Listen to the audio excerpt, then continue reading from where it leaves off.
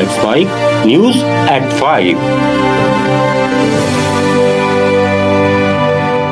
नमस्कार, let's mic में आप सुन रहे हैं न्यूज एट 5।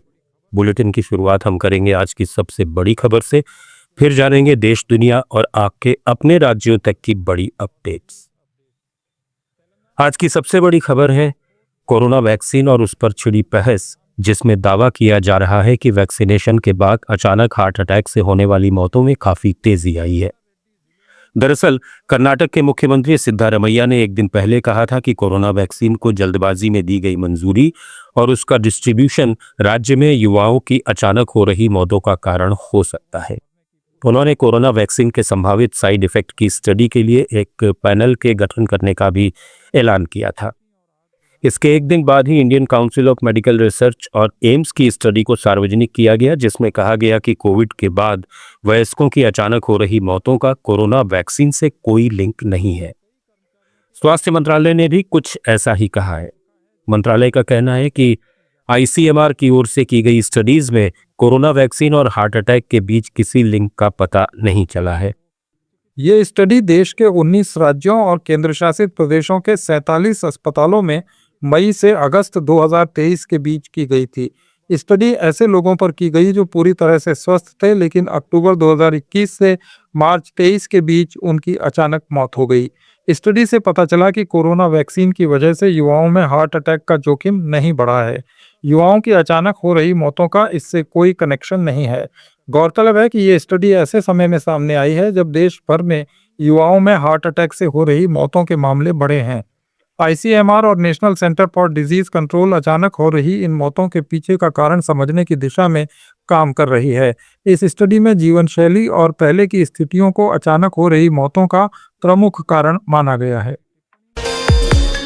प्रधानमंत्री नरेंद्र मोदी 5 देशों की यात्रा पर रवाना हो गए हैं। वे सबसे पहले अफ्रीकी देश घाना जा रहे हैं। ये किसी भी भारतीय प्रधानमंत्री की 3 दशक में पहली घाना यात्रा है। इससे पहले 1957 में पंडित नेहरू और 1995 में पीवी नरसिम्हा राव घाना के दौरे पर पहुंचे थे। घाना में पीएम मोदी राष्ट्रपति जॉन महामा से मिलेंगे। दोनों नेता द्विपक्षीय व्यापार और रिश्तों पर चर्चा करेंगे। इस दौरान एनर्जी, खेती और डिजिटल तकनीक और वैक्सीन हब डेवलप करने के क्षेत्र में कई समझौते साइन होंगे। मोदी और महामा एक साथ जॉइंट प्रेस कॉन्फ्रेंस भी करेंगे।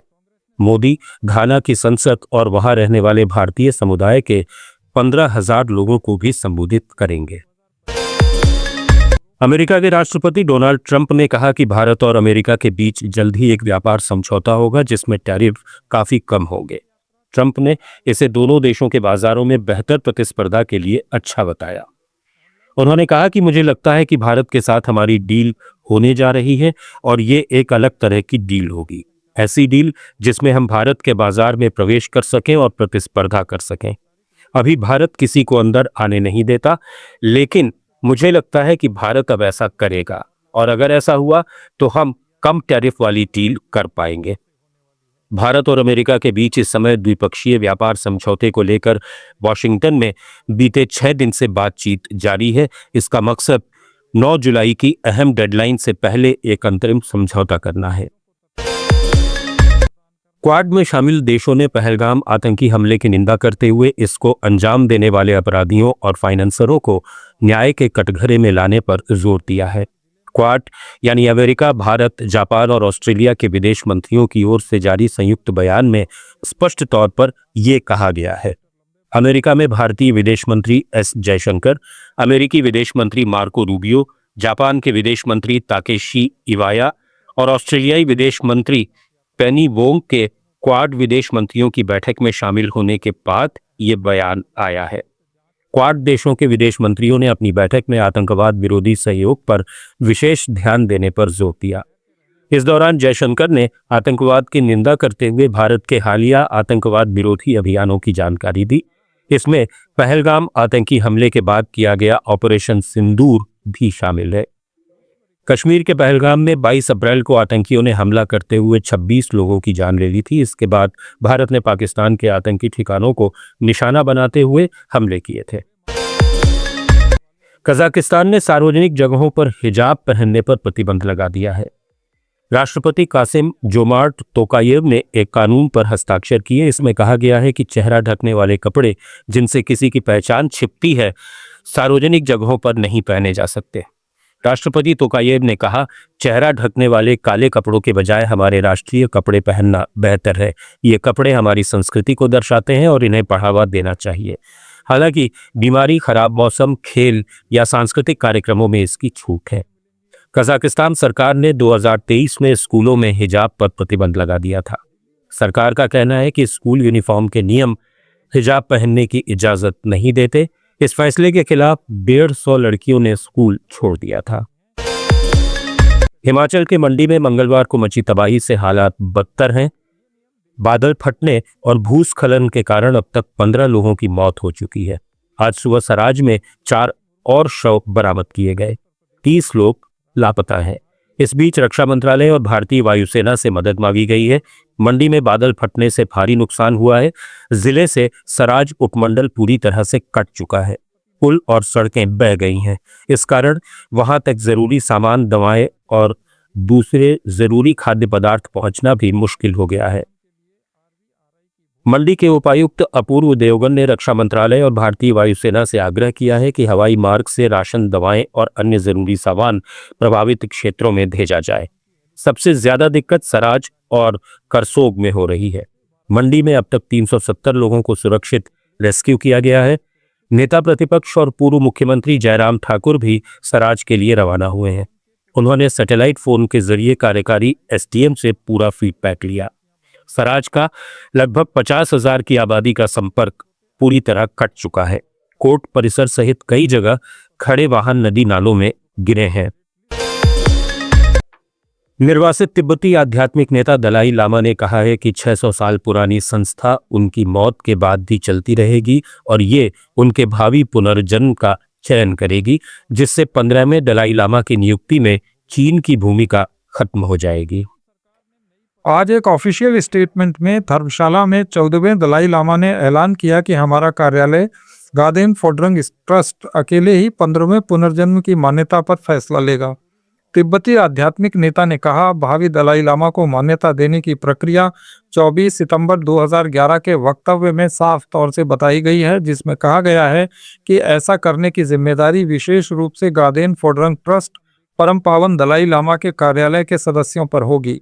दलाई लामा ने कहा कि उन्हें तिब्बती बौद्ध परंपराओं के कई प्रमुखों और विश्वसनीय शपथबद्ध धर्म रक्षकों से परामर्श करना चाहिए, जो दलाई लामाओं की वंशावली से अविभाज्य रूप से जुड़े हुए हैं। 6 जुलाई को दलाई लामा के 90वें जन्मदिन से कुछ दिन पहले जारी किए गए इस बयान का दुनिया भर में उनके लाखों बौद्ध फॉलोअर्स पर असर पड़ेगा। ये बीजिंग के लिए भी एक मैसेज है, जो लंबे वक्त से इस इलाके पर अपनी पकड़ मजबूत करने के लिए तिब्बती धार्मिक परंपराओं को कंट्रोल करने की कोशिश कर रहा है। अमेरिकी सीनेट ने राष्ट्रपति डोनाल्ड ट्रंप के वन बिग ब्यूटीफुल बिल को पारित कर दिया है। रिपब्लिकन सदस्यों ने अपने 3 साथी सेनेटर और डेमोक्रेट सांसदों के कड़े विरोध के बीच One Big Beautiful Bill Act को पारित कराने में सफलता हासिल की। विधेयक के पक्ष और विरोध में 50-50 मत पड़ने के बाद उपराष्ट्रपति जेडी वेंस ने अपना टाई ब्रेकिंग वोट देकर इसे मंजूरी दिलाई।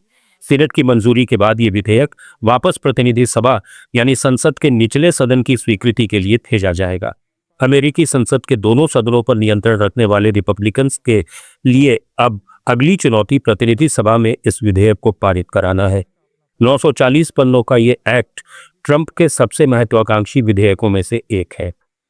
रिपब्लिकन सांसद राष्ट्रपति ट्रंप की छुट्टियों की समय सीमा यानी शुक्रवार से पहले इसे मंजूरी दिलाना चाहते हैं। जम्मू कश्मीर के एलजी मनोज सिन्हा ने अमरनाथ यात्रा के पहले जत्थे को जम्मू के भगवती नगर बेस कैंप से हरी झंडी दिखाकर रवाना किया।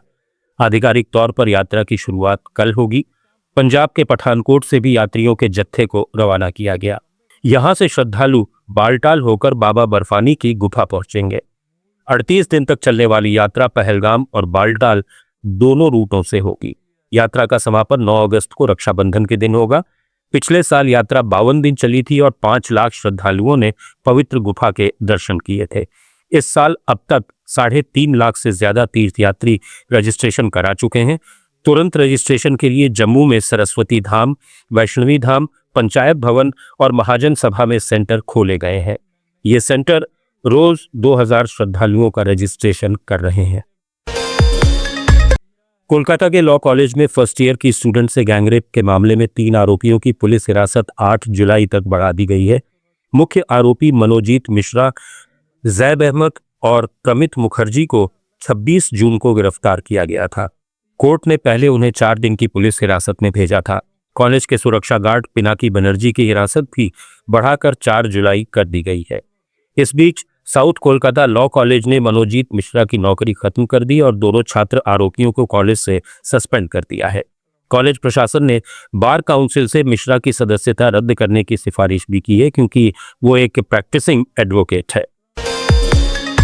गुजरात हाई कोर्ट में उस समय बड़ी ऑकवर्ड स्थिति हो गई जब वर्चुअल सुनवाई के दौरान एक सीनियर एडवोकेट बियर पीने लगे। मामले का नोटिस लेते हुए हाई कोर्ट ने वकील के खिलाफ अदालत की अवमानना की कार्रवाई शुरू कर दी। वीडियो में सीनियर एडवोकेट भास्कर तन्ना जस्टिस संदीप भट्ट के सामने मग से बियर पीते दिख रहे हैं। अवमानना की कार्रवाई कर रही जस्टिस एएस सुपेहिया और जस्टिस आरटी बच्छानी की बेंच ने तन्ना के आचरण को अपमानजनक बताया। अवमानना कार्रवाई के दौरान तन्ना बेंच के सामने वर्चुअली पेश न हो, कोर्ट ने इसके लिए भी आदेश दिया है। तो न्यूज़ एट 5 में फिलहाल इतना ही। बने रहिए लेट्स माइक के साथ। आप सुन रहे थे let's make more than radio. Follow कीजिए हमें हमारे सोशल मीडिया प्लेटफॉर्म्स पर। It's time for news. It's time for more than radio. Presenting the first radio news app, Let's Mic. Let's Mic, a news-based app on your phone where you get to watch and listen news, talk shows, interviews, radio show podcasts. On Let's Mic, you get all relevant information of TV, print, radio, podcast, and digital. Let's Mic talks about every segment of life.